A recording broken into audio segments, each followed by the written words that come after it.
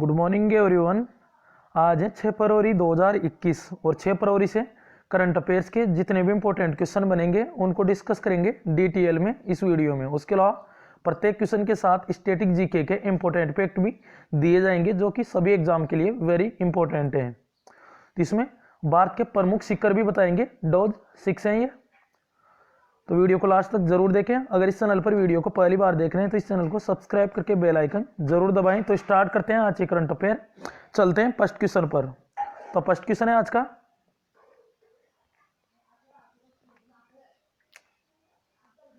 हाल ही में EIU द्वारा जारी लोकतंत्र सूचकांक 2020 में भारत कौन से स्थान पर रहा है। तो वेरी इंपॉर्टेंट है, इस बार भारत 53 रैंक पर रहा है। तो अभी EIU यानी इकोनॉमिस्ट इंटेलिजेंस यूनिट, इसने ये सूचकांक जारी किया है, लोकतंत्र सूचकांक 2020। तो भारत इसमें कौन से स्थान पे है? 53 रैंक पे है भारत इसमें। तो अभी ये 2020 डेमोक्रेसी इंडेक्स जारी हुआ है, EIU इकोनॉमिस्ट इंटेलिजेंस यूनिट। ये कहां की है? लंदन की। इसी ने इसे जारी किया है। उसके अलावा ये तो 2020 की रैंक है और इसमें टॉप पे कौन रहा है? तो नॉर्वे इसमें टॉप पे रहा है। नॉर्वे इसमें टॉप पे है। उसके अलावा सबसे लास्ट पे है 167 पे है दक्षिण कोरिया। दक्षिण कोरिया और नॉर्वे इस पे टॉप पे है। और भारत 2019 में था 51वें नंबर पे, 2019 में भारत की रैंक। उसके अलावा 2018 में था 42 रैंक पर। तो याद रखना है 53 इसका आंसर है, करेक्ट आंसर है। तो इस क्वेश्चन से इतनी जानकारी मिल जाती है। इसी तरह इंपॉर्टेंट फैक्ट दिए जाएंगे। अब ये इंपॉर्टेंट भारत के प्रमुख पर्वत शिखर हैं। यहाँ पे ये डॉज 6 है, इसको कर लेना, डॉज 6 है ये। तो सबसे ऊंची चोटी है भारत की बात करें, लेकिन ये भारत में स्थित नहीं है, भारत के अधिकार में नहीं है। ये गॉडविन ऑस्टिन, इसी को बोलते हैं K2। तो ये काराकोरम श्रेणी में है, 8611 मीटर है। तो ये POK पाक ऑक्यूपाइड कश्मीर में है ये।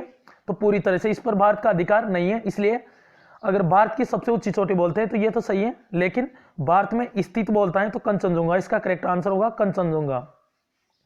तो गॉडविन ऑस्टिन, इसकी ऊंचाई है 8611 मीटर और ये काराकोरम श्रेणी में है, जम्मू कश्मीर में, पाक ऑक्यूपाइड कश्मीर में। उसके अलावा भारत की सबसे ऊंची चोटी भारत में स्थित है कंचनजंगा। तो ये सिक्किम में और इसकी ऊंचाई है 8598 मीटर। उसके अलावा ये वृद्धि में हिमालय में स्थित है। उसके अलावा नंदा देवी, ये कहां पे है? इसकी ऊंचाई 7818 मीटर उत्तराखंड में है, ये भी वृद्ध हिमालय के अंतर्गत आती है। उसके अलावा गुरु शिखर, इसकी ऊंचाई है 1722 मीटर और ये अरावली पर्वतमाला की सबसे ऊंची चोटी है गुरु शिखर, और ये कहां पे है? राजस्थान में। उसके अलावा अन्ना मुंडी, इसकी ऊंचाई है 2695 मीटर और इसकी पर्वत श्रेणी है अन्नामलाई पर्वत श्रेणी। तो ये दक्षिण भारत की सर्वोच्च चोटी है ये अन्ना मुंडी, नाम याद रखना है, दक्षिण भारत की अन्नामलाई श्रेणी इसमें आती है। उसके अलावा डोडा बेटा, तो ये 2637 मीटर इसकी ऊंचाई है और ये नीलगिरी पर्वत श्रेणी में आती है। तो एग्जाम में पूछा गया था भी नीलगिरी की सर्वोच्च चोटी कौन सी है? तो ये है डोडा बेटा, ध्यान रखना है ये। और ये यहाँ पे ये टोडा जनजाति ये निवास करती है इसके आसपास, तो याद रखना है डोडा बेटा। ये नीलगिरी की सबसे ऊंची चोटी है। अन्नामलाई की पूछे तो अन्नामुंडी है, अरावली की गुरु शिखर है, ऐसे ध्यान रखना है। तो ये तो है पर्वत शिखर। अगर आपने लास्ट डोज नहीं देखे हो तो लास्ट डोज में सभी बताए गए हैं। नेक्स्ट क्वेश्चन है, हाल ही में हैंडबॉल विश्व चैंपियनशिप 2021 का खिताब किसने जीता है? तो ये जीता है अभी डेनमार्क ने, ऑप्शन सी इसका करेक्ट है। और ये आयोजित हुई है मिस्र में। तो डेनमार्क ने इसका खिताब जीता है, डेनमार्क ने हैंडबॉल विश्व चैंपियनशिप 2021 का खिताब। और उसके अलावा ये कहां पे आयोजित हुई है? मिस्र में। और इसने स्वीडन को हराकर जीता है, स्वीडन, स्टॉकहोम कैपिटल है स्वीडन की। उसके अलावा डेनमार्क की कैपिटल है कोपेनहेगन। उसके अलावा ये मिस्र में आयोजित हुई है। तो मैप में दिखाते हैं मिस्र को। तो ये रहा मैप में मिस्र, अफ्रीका महाद्वीप में मिस्र, और मिस्र को ही इजिप्ट कहते हैं और मिस्र को नील नदी का वरदान भी कहा जाता है मिस्र को, तो याद रखना है ये। उसके अलावा इजिप्ट, इसकी कैपिटल है काहिरा और करेंसी है इजिप्टियन पौंड और यहाँ के प्रेसिडेंट हैं अब्देल फतेह अल सीसी, ध्यान रखना है यहाँ के। तो अभी ये हैंडबॉल विश्व चैंपियनशिप 2021 का खिताब जीत ले हैं अभी डेनमार्क ने। नेक्स्ट क्वेश्चन है, हाल ही में किसे भारतीय मुक्केबाजी महासंघ का अध्यक्ष चुना गए हैं? तो इसका करेक्ट आंसर ध्यान रखना है, इसका आंसर है Ajay Singh. Option D correct है, अजय सिंह। अभी तक ये स्पाइस जेट इसके चेयरमैन थे और अब ये भारतीय मुक्केबाजी महासंघ इनका अध्यक्ष चुना गए हैं अजय सिंह को। यही है अजय सिंह और ये बने बॉक्सिंग फेडरेशन ऑफ इंडिया यानी BFI, boxing federation of India, इसके अध्यक्ष चुने गए हैं नए, याद रखना है। उसके अलावा जो ऑप्शन सी पे दिया हुआ है उदय शंकर, तो उदय शंकर ये फिक्की के नए अध्यक्ष बने थे उदय शंकर। उसके अलावा भव्या लाल, अभी ये नासा की, अमेरिका की जो स्पेस एजेंसी है नासा, इसके कार्यवाहक प्रमुख चुना गया था इनको।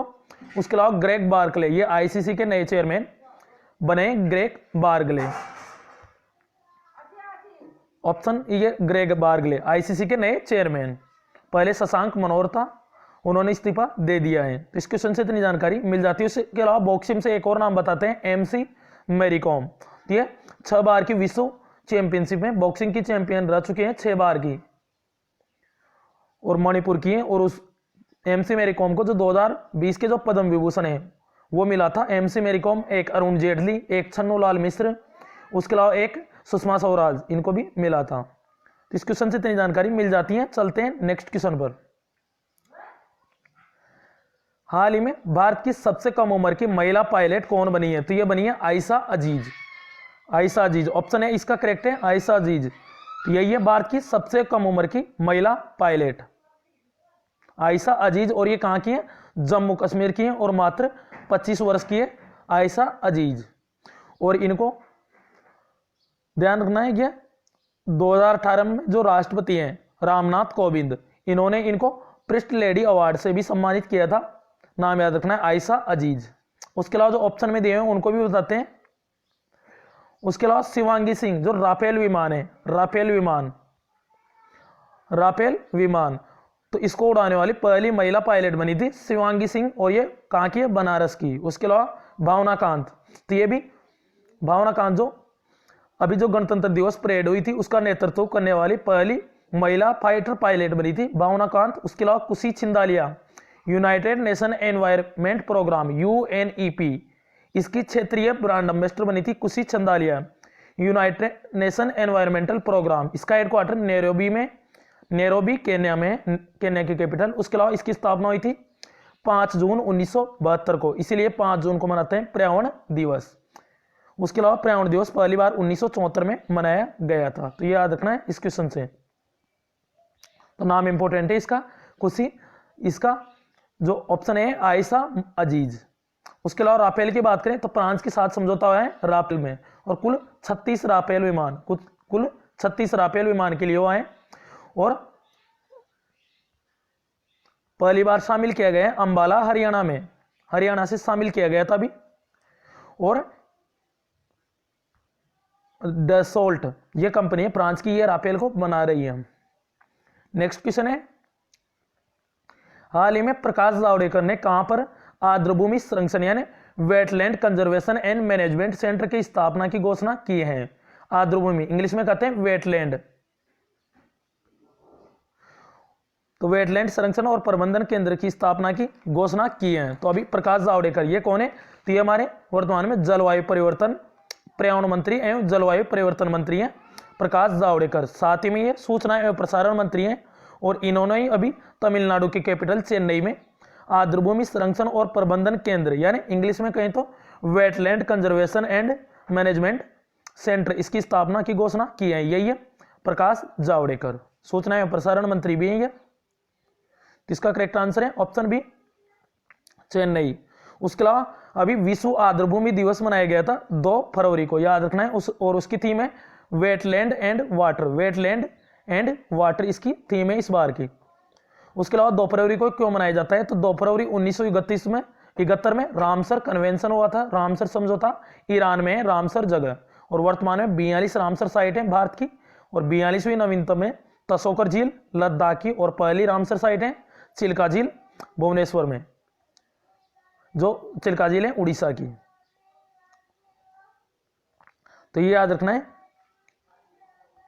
नेक्स्ट क्वेश्चन है, हाल ही में सीबीआई का कार्यवाहक निदेशक किसे नियुक्त किया गए हैं? तो ये नियुक्त किया गए हैं अभी प्रवीण सिन्हा।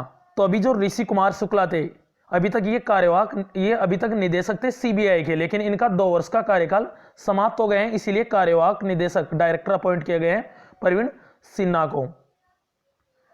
तो यह है प्रवीण सिन्हा। तो इन्हीं को इस सेंट्रल ब्यूरो ऑफ इन्वेस्टिगेशन यानी केंद्रीय अन्वेषण ब्यूरो, इसी का निदेशक नियुक्त किए गए हैं। और बात करें सीबीआई केंद्रीय अन्वेषण ब्यूरो, इसकी स्थापना 1963 में हुई थी। और इसके जो संस्थापक हैं और पहले डायरेक्टर बने थे और संस्थापक हैं, उनका नाम याद रखना है डीपी कोहली। और अब कार्यवाहक प्रमुख बने ये, तो नाम याद रखना है प्रवीण सिन्हा। उसके अलावा जो ऑप्शन में दिए हैं, ऑप्शन में दिए हुए हैं ये प्रवीण सिन्हा के अलावा राकेश अस्थाना, ये बॉर्डर सिक्योरिटी फोर्स, इसके ये डायरेक्टर बने हैं। और पीसी मोदी, तो ये जो सीबीडीटी है central board of direct tax, इसके ये वर्तमान में अध्यक्ष है प्रमोद चंद्र मोदी। एक पीसी पिनाकी चंद्र घोष भी है, पीसी घोष, पिनाकी चंद्र घोष। तो ये भारत के पहले लोकपाल बने हैं, ध्यान रखना है पिनाकी चंद्र घोष, याद रखना है। उसके अलावा एपी माहेश्वरी, ये सीआरपीएफ, इसके डायरेक्टर जनरल हैं एपी माहेश्वरी।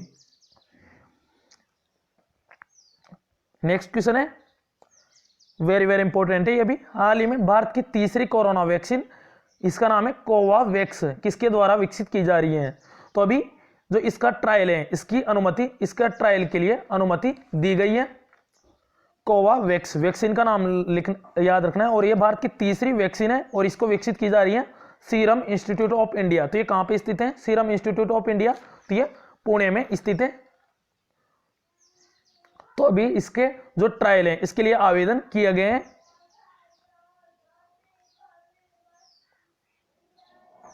इसके ट्रायल के लिए आवेदन किए गए हैं सीरम इंस्टीट्यूट ऑफ पुणे।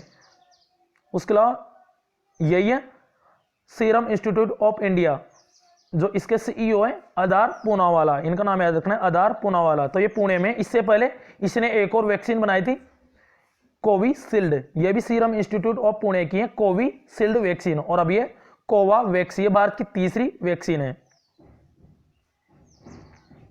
तो सीरम इंस्टीट्यूट ऑफ इंडिया ये कहां पे स्थित है? पुणे में। उसके अलावा भारत की एक और वैक्सीन बताते हैं, भारत बायोटेक, ये कहां की है? हैदराबाद की। और इसने बनाई थी कोवैक्सीन, एक तो कोविशील्ड, एक कोवैक्सीन, और अब ये तीसरी है कोवावैक्स। तो सीरम इंस्टीट्यूट ऑफ इंडिया द्वारा ये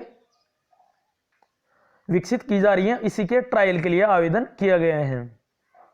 तो याद रखना है इस वैक्सीन का जो अभी 16 जनवरी 2021 को जो कोरोना वैक्सीनेशन अभियान शुरू हुआ है।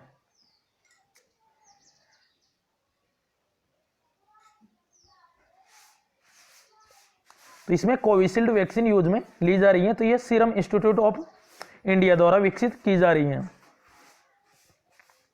नेक्स्ट क्वेश्चन है, हाल ही में किस नाम से दुनिया का पहला जैव ईंधन चालित रॉकेट लॉन्च किया गया है? तो ये लॉन्च किया गया है स्टार डस्ट 1.0, यही है स्टार डस्ट 1.0 रॉकेट। और ये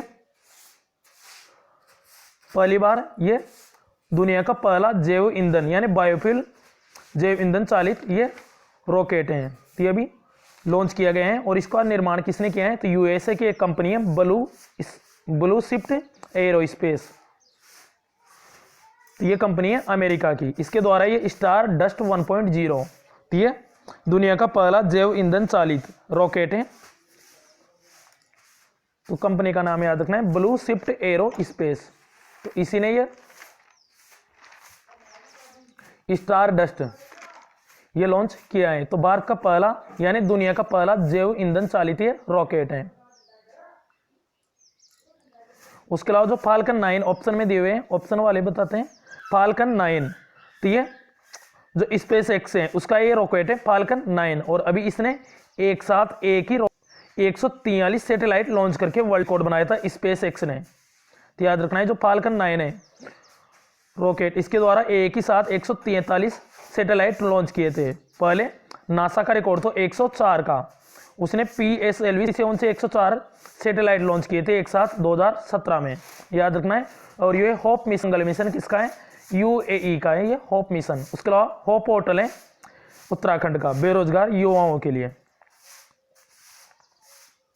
नेक्स्ट क्वेश्चन है, उसके अलावा स्पेस एक्स के मालिक है एलन मास्क, तो यही है स्टार डस्ट 1.0 दुनिया का पहला जैव ईंधन चालित रॉकेट।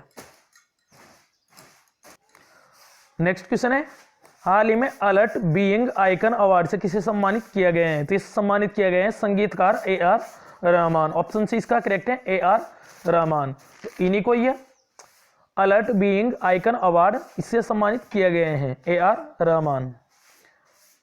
उसके अलावा कुछ दिन पहले बताया था जो बाफ्टा हैं ये AR रहमान, इनको जो बाफ्टा की जो ब्रेक थ्रू पहले हैं उसके ब्रांड एम्बेसडर इनको बनाए गए थे, नाम याद रखना है इनका, AR रहमान। उसके अलावा सोनू सूद अभी न्यूज में थे, इनकी ऑटोबायोग्राफी था आई एम नो मिसा, तो इसको लिखा था मीना अय्यर ने, और ये सोनू सूद की ऑटोबायोग्राफी है। उसके अलावा पंजाब का स्टेट आइकन इनको चुना गया था, सोनू सूद को एसर इंडिया इसके ये ब्रांड एम्बेसडर बने, एसर इंडिया के ब्रांड एम्बेसडर बने थे, कंपनी है ये लैपटॉप की। उसके अलावा सोनू सूद तो एशिया की टॉप 50 सेलिब्रिटी की जो लिस्ट आई थी उसमें भी टॉप पे रहे थे सोनू सूद, याद रखना है। उसके अलावा UNDP ग्लोबल ह्यूमैनिटेरियन अवार्ड मिला था सोनू सूद को, तो इसलिए ये न्यूज में थे।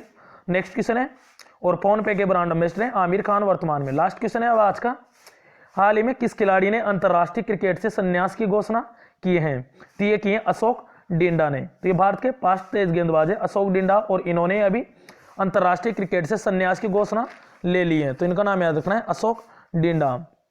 सभी फॉर्मेट से लिए इन्होंने, T20 टेस्ट वनडे तीनों फॉर्मेट से लिया है। उसके अलावा कुछ और इंपॉर्टेंट पॉइंट बताते हैं, अभी सैयद मुश्ताक अली ट्रॉफी हुई थी, उसमें तमिलनाडु विनर रहा था तमिलनाडु।